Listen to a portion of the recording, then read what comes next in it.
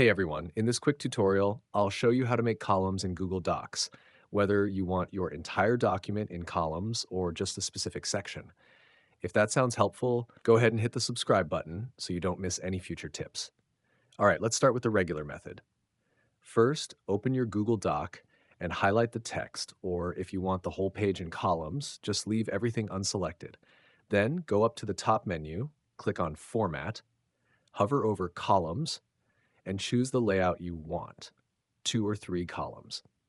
Your document will instantly adjust. Now, if you only want part of your text in columns, for example, just a paragraph or a list, here's what to do.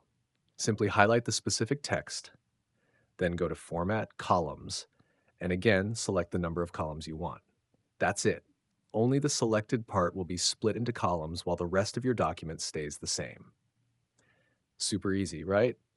If this helped, give the video a like and don't forget to subscribe for more simple Google Docs tutorials. See you in the next one.